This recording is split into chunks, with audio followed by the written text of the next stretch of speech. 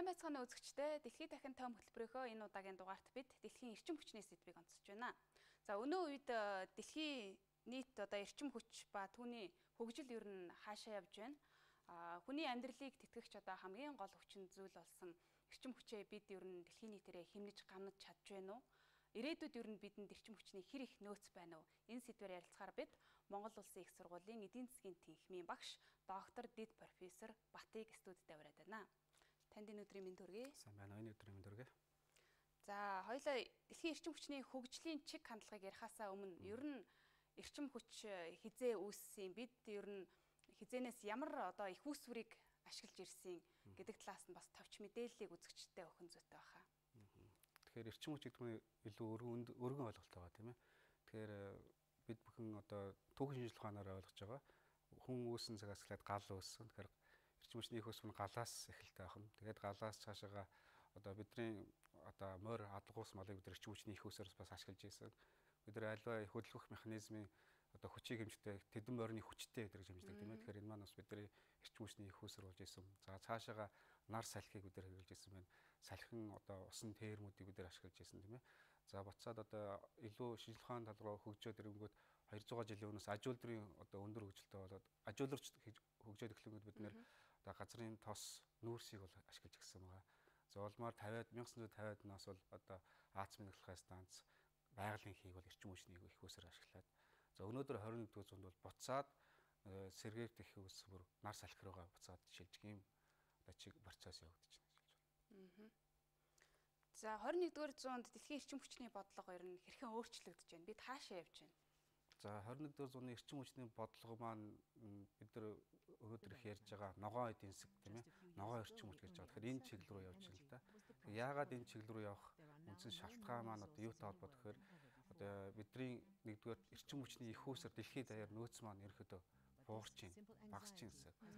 Өнөөдрийн хэрэглээгээр цаашдаа 10 жил 20 жил явхад бол бидний байгалийн хий, нүүрс, газрын тос, за цөмийн эрчим хүчний их өсвөрлөх уран эдгээрийн нөөц бол ерөөдөө буурах, оргилдоо хүрсэн байна хэрэглээ маань. Тэгэхээр 2050 оноос Америк эрчим хүчний агентлагийн судалгаа бол 2050 оноос ихэд бидний хэрэглэж байгаа газрын тос, ураны нөөц бол маш хэмжээгээр буурах, эрчим хүчний хомсдолд орох ийм нөхцөл байдал үүсэж байна. Нэг талаасаа нөгөө талаасаа бол бидний шатах түвш гэж ярьж байгаа.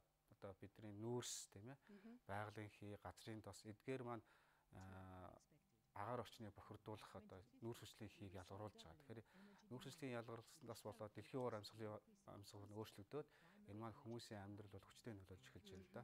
Тэгэхээр хүмүүсийн амьдрах хандлага соёлд бол нөлөөлж байгаа учраас энэ хоёр нөхцөл шалтгаанаас болоод бид нэр эрчим хүчийг бол яах вэ гэхээр эрчим хүчний шилжилт дэлхийд даяар явагдаж байна. Өөрөөр шатах түвшнээс сэргээрт эрчим хүч рүү шилжих гэсэн юм шилжилт явагдаж байна гэж байна. Дэлхийн эрчим хүчний гол бодлогыг ямар улсууд зангидж байна? Тэдэнд ямар потенциал байна ер нь? За тэгэхээр өнөөдөр гол дэлхийн эрчим хүчний зах зээл дээр тоглогчд бол мэдээж хэрэг Америк тийм ээ Америк байна. За Америкийг яагаад онцож байна гэхээр Америкийн эдийн засгийг бол бид нар oil based economy гэж нэрлэдэг. Өөрөөр газрын тосгон дээр суурилсан эдийн засаг гэж нэрлэж байгаа. За тэгэхээр Америк бол яалтчгүй том байгуулагч. За тэгэхээр өнөөдрийн эрчим хүчний их үсэг хэрэгдэж байгаа газрын тос, байгалийн хийг хэн олборлж байна? Эдгээр улсууд бол үндсэн гол тоглогчд болж байгаа гэсэн. Тэгэхээр мэдээж хэрэг Орос, Хятад, за Европын холбооны улсууд байна тийм ээ. Ойролт орнын улсууд тийм. Бид нар ОПЕК-ийн орнууд гэж ярьдаг. Эдгээр улсууд бол энэ эрчим хүчний гол тоглогчд зах зээлд нөлөөлөгч улсууд гэж хэлж болно гэсэн. За хамгийн сүүлд 2015 онд бид Парисын хэлэлцээр гэж дэлхийн улс орнуудын удирдагч нар цугларч ийм том хэмжээний акт баримтж гаргасан Парисын хэлэлцээр. За тэгэхээр энэ хэлэлцээрийн гол агуулга болохоор эрчим хүчний салбараас ер нь үйлдвэрлэл хэрэглээс ялгарч байгаа нүүрс хүчлийн хийг бууруулах үндсэн зорилго. За энэ маань бүр 90-ад оноос эхэлтэй л дээ. 95 онд бид нар Киотогийн протокол гэж хэлж ирсэн. За энэ Киотогийн протокол дээр аваад үзэх юм бол бас л мөн адилхан эрчим хүчнээс гарч байгаа бохирдлыг 95 оны түвшинд дэлхийн улс орнууд барих ёстой гэсэн юм бодлого явж ирсэн. За харамсалтай нь Киотогийн протоколыг зохион байгуулсан Япон улс өөрөө энэ Киотогийн протоколд нэгдэж ороогүй байсан. За сая хамгийн сүүлд энэ 15 оны Парисын хэлэлцээр бол бүх улс өндөр хөгжилтэй орнууд энэ протоколд нэгдэж орсон байсан. Өөрөлд Америк хүртэл Америк бол ийм протоколоос бол байнга татгалзаж ирсэн. Шалтгаан нь бол бид түрүү ярьсан байгаа тийм ээ. Америкийн эдийн засаг нь өөрөө газрын тосгон дээр суурьсан эдийн засаг гэж oil based economy гэдэг. Тэгэхээр энэ нүүрс хүчлийг багасгахын тулд энэ хэрэглээгээ үйлдвэрлэл хэрэглээгээ багасгах хэрэгтэй болно. Тэгэхээр энэ маань эргээд эдийн засаг өсөлтөнд нь нөлөөлөх. За буцаад улмаар одоо ажилгүйдэл тийм ажлын байр нь нөлөөлөх асуудал ярьдаг учраас Америк энэ тал дээр маш болгоомжтой хандж ирсэн. Энэ хэлцээрүүд ордгоо байсан. За тэгэхээр бидний ялангуяа энэ шатах түвш нүүрс газрын тос энэ ашиглаж байгаагаас болоод ялгарч байгаа нүүрс өрчийн хий маань озоны цоорхойг үүсгээд дэлхийн дулаарлалыг бий болгоод уур амьсгалын өөрчлөлтийг болгоод уур амьсгалын өөрчлөлтөөс болоод маш хэмжээний зардууд бий болж байна. Жишээлбэл үерийн давтамжууд, хар салхины давтамжууд, за гал төмөр, хит халснаас болоод гал төмөр.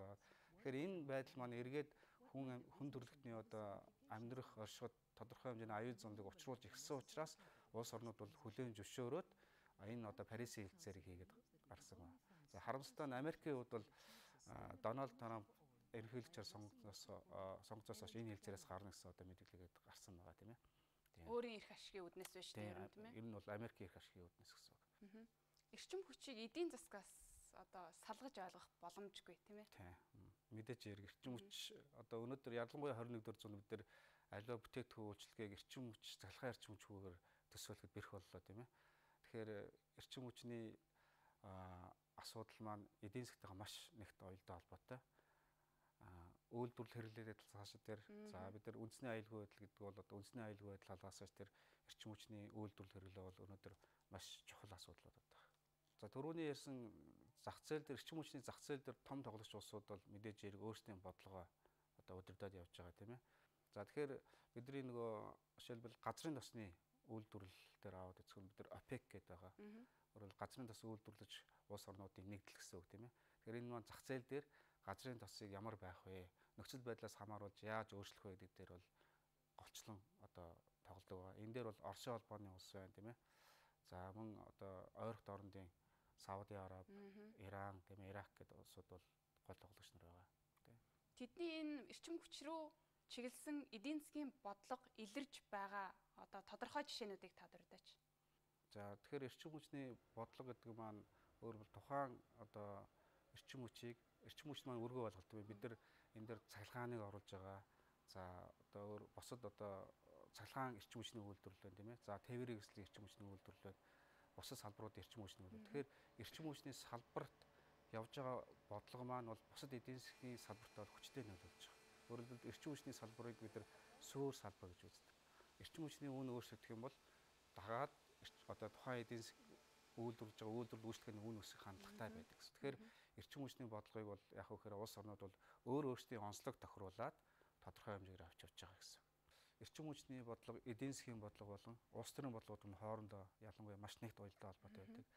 За тэгэхээр энэ маань дэлхийн түвшинч төр дотоод улсын хувьд ч тэр жишээлбэл одоо энэ ойролт орнуудын улс орнууд бол нефтээр баян улсууд байгаа. Тэгтэл энэ нефтээр баян улс орнуудыг тойроод бол иргэний дайн дажин бол маш их гарч байгаа.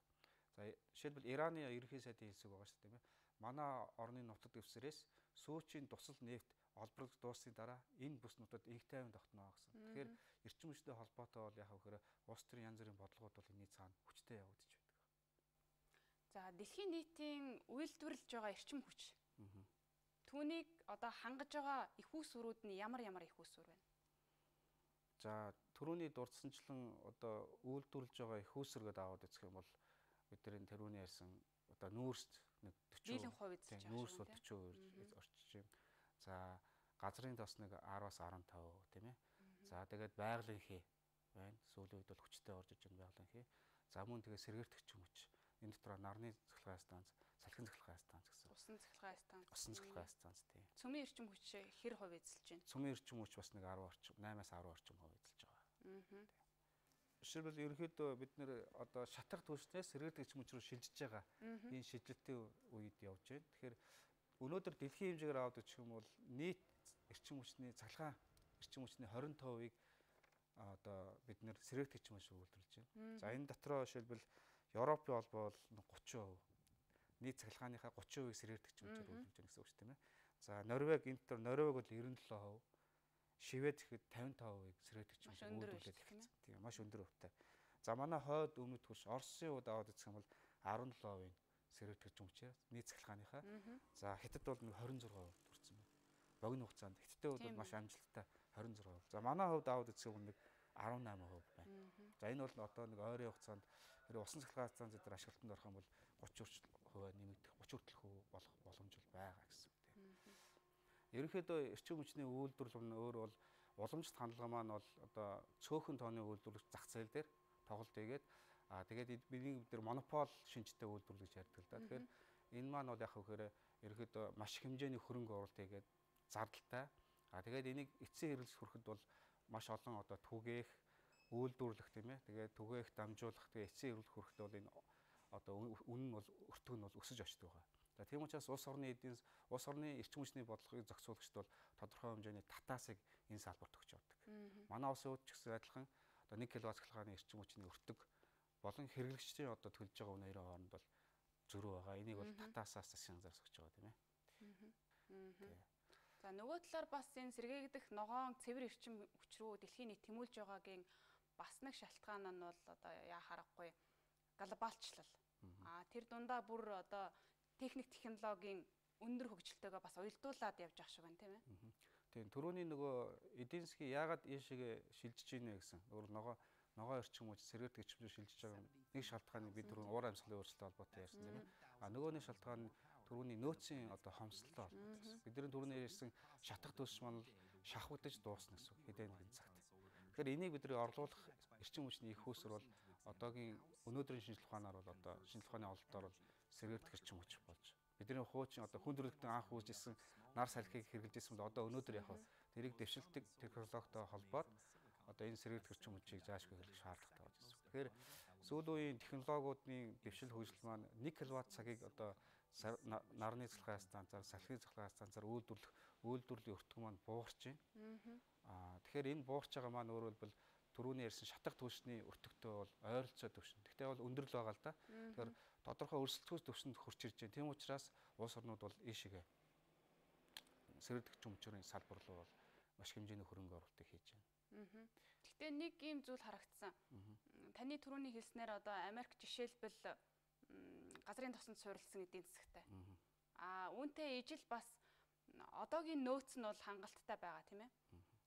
Ойрогт орндын орнууд, Венесуэл, Оросын албаны улс гэх мэтчлэн ОПЕК болоод ОПЕК-оос гадна одоо газрын тос үйлдвэрлэдэг энэ том улс орнуудын хувьд бол сэргээгдэх эрчим хүч рүү чиглэх энэ бодлого дээр жоохон харзансан ийм хүлээлттэй өөрийнхөө эдийн засгийн ашиг сонирхлоо бас бодолцсон ийм бодлоготой байна уу да гэж харагдаж байна. Судлаач таны хувьд тэгж харж байна. Зүгээр дэлхийн тоглолтын хувьд бол тэгж харагдаж байгаа мэт боловч эдгээр улс орнууд дотроо өөрсдөө бол маш хэмжээний хөрөнгө оруулалт хийж байгаа. Жишээлбэл Америк нэгдсэн улсад аваад үзэхэд бол маш том нарны цахилгаан станцуудыг одоо тийм ээ 100 200 мегаваттаар хүчин чадалтай нарны цахилгаан станцуудыг эдийн үйлдвэрлээд эхэлсэн байна шүү дээ. Тэгэхээр энэ мега том төвшин, том хэмжээтэйгээр бас өрх гэрийн төвшин. Жишээлбэл Америкийн одоо энэ бол голцоо хувийн хвшний салбараас нь гарч ирж байгаа бодлого. Жишээлбэл бид бүгдийн Элон Маскын Tesla гэдэг одоо компани тийм ээ. За эднийх дотроо бол маш олон охин компаниудтай. Охин компаниуд нэг нь бол Solar City гэдэг компани. Тэгэхээр орчин үеийн одоо нэг өрх бол цагт нь 3-4 кВт эрчим хүчийг цахилгаан эрчим хүчийг хэрэглэж байна. Тэгэхээр нэг айлын нэг өрхийн одоо эрчим хүчийг хэрэглэх хэмжээний одоо solar roof гэж ярьдаг. Өөрөөр нарны панел, баашингийн дээврийг бол хийгээд батарейтай цуг одоо хийцэн байна. Тэгэхээр ерөөсөө төвийн эрчим хүчинд холбогдохгүйгээр нэг айл бол одоо өдрийнхөө хэрэглээг тийм ээ одоо хөргөч зурагт юу гэдэг цахилгаан хэрэглүүд бүгдээр ингэ залгаад ашиглахад боломжтой юм дэлгэр бол одоо батсан хийцэн байна л да. Европ улсууд ч гэсэн одоо энэ технологи хэрэглэлтэд бол удаж байна. Эрчим хүчний нөөц ямар түвшинд байна? Та яг юм тоогоор илэрхийлэх боломж байна уу? За яг тоогоор илэрхийлэхгүйгээр ерөнхийдөө одоо Америкийн нэгдсэн улсын эрчим хүчний агентлагийн гаргасан судалгаагаар одоо дэлхийн түвшинд ярьж шүү дээ бид нэр. Тэгэхээр одоо газрын тос гэхэд одоо 2040 он гэхэд бол оргилдоо хүрээд энээс газрын тос маань оргилдоо олборлолт маань гэсэн тийм үйлдвэрлэх хэрэглээ маань оргилдоо хүрээд цаашдаа бол буурах чиглэл рүү орсон байна гэсэн үг. За мөн байгалийн хэмээн адилхан. Тэгээд бас ураны нөөц байна. Тэгэхээр ерөнхийдөө 40-50 он гэхэд бол эдгээр нөөц маань буурах тал руу орно гэсэн. Тийм. Тэгэхээр бид нар энэ буурч байгаа энэ хандлагыг бид нар орлуулах эрчим хүчний альтернатив хувилбар нь юу вэ гэхээр одоо сэргээгдэх эрчим хүч болж таарч байна тийм ээ. За эрчим хүчийг хэмнэх бол одоо хамгийн чухал зүйл тулгарч байгаа сорилт болж байна тийм ээ.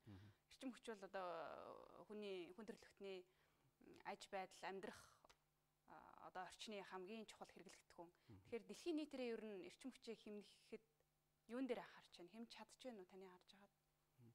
За энэ маань эрчим хүчний хэмнэлт үр ашиг гэх юм бол энэ маань ялангуяа эрчим хүчний үйлдвэрлэлийн технологитой холбоотой болж байна. Тэгэхээр технологи бол одоо жилээс ирэх тусам бол сайжирч байна. Янз бүрийн технологиуд гарч ирж байна. Түрүүний бидний ярьсан газрын тос, байгалийн хий, тийм ээ. Одоо нарны цахилгаан станц гээд аваад үзэх юм бол бүх одоо их усүр дээр бол технологийн дэвшлүүд явагдаж байна. Тэгэхээр технологийн дэвшлүүд явагдаж байна гэдэг маань бидний одоо эрчим хүчний үр ашиг хэмнэлтэнд бол тодорхой хэмжээний нөлөө үзүүлж байна л да. Тийм. За хэмнэлтийг аваад үзэх юм бол бид нар одоо жишээлбэл нэг барилга байшингаа аваад үзэх юм бол тэр барилгын цахилгааны их усүр, дулааны их усүр гэсэн ойлголт ярина тийм ээ. Тэгэхээр цахилгааны их усүр, дулааны их усүр дээр ерөөдөө хэмнэлтүүд гарч ирсэн. Тэгэхээр хэмнэлт маань бол зөвхөн цахилгаан эрчим хүч үйлдвэрлэх технологи дээр биш, тухайн барилгын хувьд цогцоор нь яригдчих. Барилгын анх барих суурийг тавихаас эхлээд бол дулааны эрчим хүчний хэмнэлттэй. Одоо бид нар сүүлийн үед бол ногоон барилга гэж яриад байгаа тийм ээ. Тэгэхээр ногоон барилга гэдэг маань цаана бол эрчим хүчний хэмнэлттэй барилга гэсэн. Тэгэхээр энэ дулааны одоо бид нар хуучин уламжлалт технологиор бол маш хэмжээний материалыг ашиглаад тэр барилгыг бариад илүү зузаан хантай ч юм уу ингэж барьдаг байсан бол одоо бол эрчим хүчний хэмнэлттэй байлга бол маш авсаархан тэгсэн мөртлөө орж байгаа материал нь бага тэгсэн мөртлөө одоо эрчим хүчний хэмнэлттэй дулаахан байж ийм шийдлүүдэд гарч ирж байна л да. Жишээлбэл одоо бид нар Скандинавийн орнууд гэж ярьдаг тийм ээ. Скандинавийн орнууд дээр ялангуяа энэ дулааны одоо эрчим хүчнийг чин технологи гаргаж ирснээр бол дулааны эрчим хүчийг 20-30% нэмэх ийм барилгын материалууд бол сүүлийн барилгуудад хэрэглэгдэж байна. За өмнөд Солонгосын үед аваад үзэх юм бол өмнөд Солонгос бол анх бол 2%-ийг шинээр барилга баригдахад шинэ барилгын нийт эрчим хүчний цахилгаан эрчим хүчний 2%-ийг сэргээрт эрчим хүчнээс хэрэглэх ёстой гэсэн юм хуулиндаа заалт оруулж өгсөн. Одоо энэ өнөөдөр 5 болцсон. Цаашдаа ингээд тодорхой хугацааны үйлчлэлтэйгээр бол энийг нэмэгдүүлэх чиглэлтэй явж байна. Тэгэхээр сэргээрт эрчим хүчээр хангана гэдэг маань тухайн барилга маань нэг талаасаа бол эрчим хүчний хэмнэлттэй нөгөө талаас сэргээрт эрчим хүчийг одоо яваанд бол 50, 60, 70 тэг бүр 100%-аар хангах ийм чиглэл рүү явж гэнэ гэсэн үг л дээ. Ер нь эрчим хүчийг хэмнэх олон улсын стандарт гэж ямар стандарт байна? За стандарт бол олон улсын стандарт бол байгаа. Сүүлийн үеийн технологийн дэвшилтэй холбоотойгоор одоо ялангуяа автомашины үйлдвэрлэлд бол цахилгаан хөдөлгөөр одоо нэлээд нэвтэрч эхэлж байна тийм ээ. Тэгэхээр энэтэй холбоотойгоор Европын холбооны улсууд бол 2025 он жишээлбэл цахилгаан хөдөлгөөртэй машиныг одоо нийт машины одоо 40-50% хүргэнэ.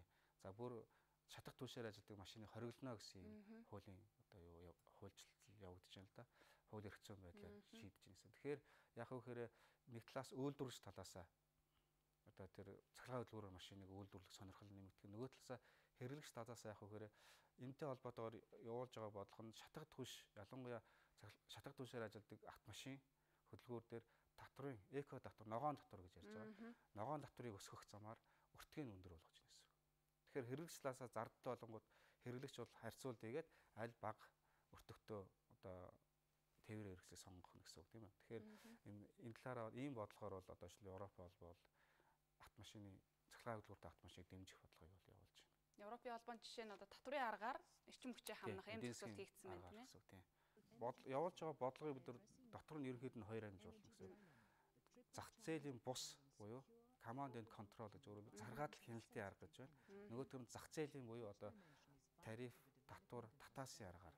Тэгэхээр энэ бодлогуудад хоёулаа зэрэгцээ явагдаж байгаа гэсэн. Зарим одоо жишээлбэл эрчим хүчний одоо түрүүн бидний ярьсан цахилгаан жишээлбэл хятад гэх юм бол одоо ecological civilization буюу экологийн соёл үргэлжлэл гэсэн бодлогыг хүчтэй явуулж байна л да. Тэгэхээр энэ маань бол нүүрсээр ажилладаг цахилгаан станцуудыг жишээлбэл шууд хориглох, хаах ийм одоо захиргааталтын аргаар энэ бодлогууд явагдаж байна. Тэгэхээр ийм бодлогууд маань бол тодорхой хэмжээгээр бол Европын улсууд ч гэсэн адилхан одоо хөгжиж байгаа орнууд ч гэсэн адилхан явагдаж байна. За түрүүний ярьсан зах зээлийн буюу татвар, татаасын аргаар сэргээрт эрчим хүчийг сэргээрт эрчим хүчний салбарт татаас өгөх, татрын аргаар одоо дэмжих тийм ээ урамшуулах ийм бодлогууд бол зэрэгцээ хэлбэрээр явагдаж байгаа гэж байна. Европын өндөр хөгжилтэй улс орнууд, Азийн зарим бас өндөр хөгжилтэй улс орнууд бол цөмийн эрчим хүчний салбарт бас төлхөө анхаарсан бодлого хэрэгжүүлж байна л да.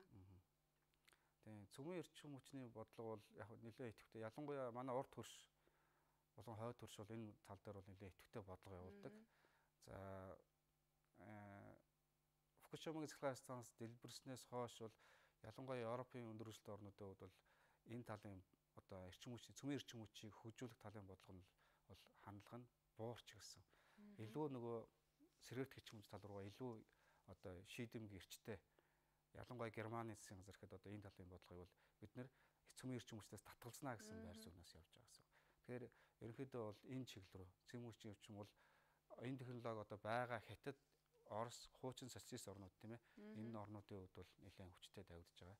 За манай орны хувьд бол нөөцийн хувьд эрчим хүчний нөөцөө аваад үзэх юм бол одоо нүүрсний нөөц их байна. За газрын тос тодорхой хэмжээгээр байна. За ялангуяа одоо энэ сэргээгт эрчим хүчний нөөцөөр маш баялаг орно. За бидний нөгөө газрын доорх нүүрс газрын яриад байгаа боловч газрын дээр ил байгаа энэ нарны одоо салхин станцын энэ их усур бол асар их баялаг. Одоо дэлхийн сэргээгт эрчим хүчний зах зээл дээр аваад үзэх нөөцөөрөө манайх ер нь бол бас эхний 15-д орохоор байгаа. Өөрөөр нар салхины эрчим хүчний их нөөц. Ялангуяа манай орны өмнгийн говь хэсгээр бол одоо нарны нөөц тийм ээ. За тэгээд салхины нөөц. Тийм учраас ч одоо зүүн Азийн орнууд бол сүүлийн үед бол одоо эрчим хүчний супер сүлжээ гэж ярьж байгаа шүү дээ. Өөрөөр энэний цаана бол Монголыг тодорхой хэмжээний их усэр орон болгоод жишээлбэл хойд Солонгос мэтийн цөмийн цахилгаан станц барих гэдэг орнууд руу эрчим хүчийг нийлүүлэх гэсэн юм хандлагууд бас явж байгаа. Ийм бодлого явж байна тийм ээ. Манай хувьд бол энэ цөмийн эрчим хүчийг бид нар ер нь бол хөгжүүлэх шаардлагагүй. Яг гэвэл бид нар түрүү ярьсан ерөөхдөө бид нар үйлчлэлээр наваад үзэх юм бол эрчим хүчний шилжилтүүд явагдаж штэ. А бид нар бол одоо өнөөдөр 90% маань нүүрсний их усрууд манай цахилгаан эрчим хүч маань. За тэгвэл нүүрснээс сэргээгдэх рүү шийдэх боломж нь хангалттай байгаа байхгүй. Технологи талаасаа бол өндөр хөгжилтэй орнууд технологи гаргацсан байна. Манайд тэрний нөөц маань байж байна. Тийм учраас заавал цөмийн цахилгаан станцыг барих одоо барьж эрсдэл учруулах тийм ээ. Ард иргэдээ эрсдэлд учруулах. Аюулгүй байдал талаасаа тийм. Өнөөдөр хамгийн гол нь аюулгүй байдал талаасааш дээр хамгийн гол нь цөмийн цахилгаан станц гарч байгаа цөмийн хог хаягдал гэж байгаа. Энэ цөмийн хог хаягдал маань бол өнөөдрийн технологийн шинжилгээ ухааны технологийн хувьд бол тест хийгдсэн туршигдсан хугацаа маш бага. Өөрөөр 50 онд түрүүн бид нар цөмийн станц үүсгэн гэж ярьсан шүү дээ тийм ээ. Тэгэхээр тэрнээс хойш одоо 2000 өнөөдөр 19 он гэхэд энэ хооронд гарсан цөмийн хаягдлыг бид нар тодорхой хэмжээгээр технологи нь бол одоо бууршилж байгаа. Одоо боошгонд хийгээд тийм ээ тодорхой технологиор газрын гүний дор, далайн гүний дор болж байна. Гэтэл өндөр хөгжилтэй орнууд өөрөлдвөл цөмийн цахилгаан станц гарч байгаа хог хаягдал шаараа яагаад буураа хөгжилтэй орнуудад нийлүүлэх сонирхол байна гэсэн асуулт. Тэгэхээр тэр технологийн хувьд тэр хадгалах систем маань баталгаагүй байна гэсэн. Тийм байна. Өөрөөр тэр дотор хадгалж байгаа одоо хог хаягдал маань саяас 2 сая жилийн одоо амьдрах чадвартай хог хаягдал байгаа байхгүй. Тэгэхээр тэр хизээ задраад хөрс урсыг бохирдуулах нь бол одоо тодорхойгүй гэсэн. Тийм учраас бол ийм үйлдэл. Тэгэхээр манайх бол хэрвээ тэрийг дотроо үйлдвэрлэх юм бол тэр хуулиараа тэр хог шаараа булах хууль эрхцэн орчин бүрдэнэ гэсэн. Тийм учраас гадны орнууд манайх булах асуудал нээлттэй болоод байгаа гэсэн. Тэгэхээр энэ дээр бол бид нар маш болгоомжтой хандах хэрэгтэй. Монгол улсын хувьд дэлхийн энэ эрчим хүчний хэмнэлтийн бодлого шинэ эрчим хүч рүү чиглэж байгаа энэ хандлагатай ер нь хөл нээлж алхаж чадж байна гэж та харж байна уу? За ерөнхийдөө бол манайх одоо энэ бодлоготой хөл нийлүүлээд явж байна. За технологиуд мэдээ тодорхой хэмжээгээр зарим их усрээр дутагдaltaй, учир дутагдaltaй байна тийм ээ. За ялангуяа биотууш гэж ярьж байгаа. Энэ дээр бол манайх дөрвтэй одоо том хэмжээний үйлдвэрлэл одоохондоо ашиглаж чадаагүй байна. За энэ дээр бол жишээл хогийг бид нэр дахин босруулаад эрчим хүч босруулж өндөр хөгжилтэй орнууд байна. Манайх энэ дээр арайхан одоо за хоолноос хайж байгаа үдэгдэл тосоор бид нар бас эрчим хүч үйлдвэрлэж байна. Энэ тал дээр манай хараад өгдөг байна. За нар салхины хувьд бол тодорхой хэмжээгээр хөгжил явагдаж байна. За эрчим хүчний хуулийн цэрэгт эрчим хүчний хуулиараа бид нэр жишээлбэл одоо 1 кВт нарны салхины станцын хувьд 1 кВт-ыг бид нар 8-9 центээр худалдаж авна гэсэн юм хуульчилсан байгаа. За нарны цахилгаан станцаар үүсгэгдсэн 1 кВт цахилгаан станцыг бол одоо 15-аас 16 центээр. Тэгэхээр энэ маань дэлхийн эрчим хүчний одоо энэ төрлийн өртөгтэй хажууд харьцангуй өндөр өртөгтэй. Тэгэхээр энэ талаар бол энэ хэлбэр бол манайх дэмжиж ирсэн. А гэхдээ манай өнөөдөр эрчим хүчний систем дээр нэг асуудал үүсэж байгаа нь энийг дэмжиж ирэнгүүт манайх тодорхой хэмжээгээр одоо салхин салхины одоо салхид уулын салхины станц байна шүү дээ, тийм ээ. Энэ бол 50 мегаваттын ингээд өссөн. Сүүлийн үед бол нэлээд олон одоо нарны цэцлэгээ станцууд бас ашиглалтна 10-20 мянган одоо 10-20 мегаваттын хүчин чадалтай станцууд орж байна. Тэгэхээр одоогийн эрчим хүч систем рүү нийлүүлээд тэр эрчим хүч үйлдвэрч нь одоо мөнгө ашигын төлөө явж байгаа шүү дээ, тийм ээ. Тэгэхээр худалдаж авах гэхээр манайх төсвөөсөө тэрийг одоо өгөх боломж нь хязгаарлагдаад эхэлж байна. Нэг талаасаа. Нөгөө талаасаа эрчим хүчний технологи талаасаа энэ систем маань тэрийг хүлээж авах чадалгүй хүчин чадал нь одоо гүйцэж байна гэсэн үг. Жишээлбэл эрчим хүчний яамны одоо мэдээлэлээс харах юм бол манайх бол 250 орчим мегаватт одоо сэргэлт эрчим хүчийг төвийн эрчим хүчээр нийлүүлэх боломжтой гэж байгаа байхгүй. Тэгэхээр энэ бол одоо ерөнхийдөө хүчин чадал руугаа ойртож байна л да. Тэгэхээр бид нар энэ дээр өөр одоо агшин түвшний бодлогыг бид нар энэ дээр хэрэгжүүлэх шаардлагатай байна гэсэн. За өөр гэдэг маань юу гэхээр одоо бид нар төвийн эрчим хүч рүү заавал холбох биш. Одоо энэ маань төвийн эрчим хүч рүү холбоод ингээд тэндээс үйлдвэрч маань ашиг олох зорилготой шүү. Тийм үү? А энийг бол тодорхой хэмжээгээр яах вэ гэхээр бид нэр ийм тархамал байдлаар бид нар энэ сэргэлт эрчим хүчийг хөгжүүлэх юм бол илүү одоо боломж бидэрт байгаа гэсэн. Манай эрчим хүчний хувьд бол одоо гадна талаасаа илүү хараатчтай тийм ээ. Импортлж авч байна. А цаашид тэр хараат байдлаа багасгах, бууруулах боломж ер нь бидэнд хэр байдгийг. За цахилгаан эрчим хүчний хувьд аваад үзэх нь бид нэр бол одоо Оросын холбооны улсаас ялангуяа өндөр ачаалттай үед бол маш өндөр үнээр авч байгаа шүү дээ. Тэгэхээр энийг бид нар бууруулахын тулд нэгдүгээрт эрчим хүчний хүчин чадлаа өргөдөх шаардлагатай. За өргөдөх шаардлагатай гэдэг аваад үзэх нь бид нэр уламжлалт нүүрсний цахилгаан станцаа барих юм уу? Эсвэл одоо нүүрснээс шингэрүүлсэн хийвэрээр ашиглаж байгаа тийм ээ. Арай одоо экологид ээлтэй, байгаль орчинд ээлтэй энэ технологи хэрэглэх үү? Эсвэл сэргээлт эрчим хүчийг ашиглах уу гэсэн ийм сонголтын хувилбарууд байна гэсэн. Тэгэхээр бид нар тооцож үзээд аль одоо өртөг багтай одоо байгаль орчинд ээлтэй технологи сонгох шаардлагатай. Яагаад гэвэл дэлхийн чиг хандлага маань ийшээ явж байна тийм ээ. Хятад улс бол маш богино хугацаанд сэргээлт эрчим хүчийг амжилттай одоо хөгжүүлж чадж штт. Энийний гол учир нь юунд байна? За гол учир нь гэсэн түрүү би ярианда хэлсэн нөгөө сэргээлт эрчим хүчний ялангуяа одоо нарны их усрын хувьд аваад салхины их усрын хувьд бол манай говь бол яг хөөрэ гол их уср байгаа. За хамгийн өндөр одоо нарны тусгалыг эрчим хүчний одоо эрчим хүч цахилгаан эрчим хүч хувирах чадраар сахарын зүйл нэгдүгээрт орд юм лээ. Энийний дараа манай говь байгаа байхгүй юу.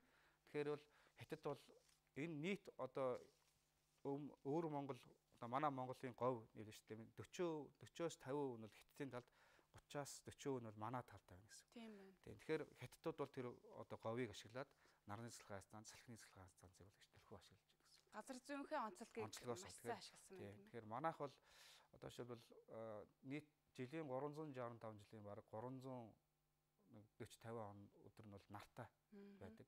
Тэгэхээр энэ нарны одоо эрчим хүчний их усрыг ялангуяа одоо сүүлийн үед бол бас эрчим хүчний яамнаас бол 10,000 дээвэр гэсэн 10,000 нарны дээвэр гэсэн бодлого хэрэгжүүлэх гэж байгаа юм лээ. Одоо хөнгөлөлттэй зээлээр. Тэгэхээр энэ бол маш зөв бодлого л доо. Өөрөөр хэлбэл одоо бид нэр Дэлхийн банкны одоо хөнгөлөлттэй зээлээр 2000-2005 онд бид нар хөдөөгийнхөө одоо мачтыг бол бараг одоо 100% нарны одоо панелаар их усрээр хангацсан байгаа шүү дээ. Тэгэхээр хүн амд хүрэх хүртээмжээр аваад үзэх юм бол хүн амын маань 30% нь аль хэдийн сэргээлт эрчим хүчийг ашиглаад байж байгаа гэсэн. За дээрэс нь одоо ялангуяа энэ хотын гэр ороолын айлуудын одоо байгаа байшин дээр нь тийм ээ нарны ийм одоо сүүлийн үеийн одоо түрүүний ярьсан нөгөө Solar City гэдэг Elon Musk-ийн компани шиг ийм дээвэр нарны хатангуудыг суурилуулах юм бол одоо эрчим хүчний хэмнэлт талаас бол маш том бодлого хоёр дахь шат руу гарч байна гэсэн үг. За бидний урилгыг хүлээн авч маш сонирхолтой сэдвээр яриа өрнүүлсэн зочин танд баярлалаа. За баярлалаа. Үзэгчдээ дэлхийн дахин том хөтөлбөрийнхөө энэ удаагийн дугаараар бид дэлхийн эрчим хүчний чиг хандлага тэр дундаа дэлхийн нийтээрээ бид эрчим хүчээ ер нь хэмж чадж байна уу гэдэг энэ сэдвээр ярилцлаа. За энэ сэдвээр бид Монгол Улсын их сургуулийн эдийн засгийн тэнхимийн багш доктор Дид профессор Батыг урьж ярилцлаа. Бидний хөтөлбөрийг сонгож үзсэн үзэгчид та бүхэндээ баярлалаа.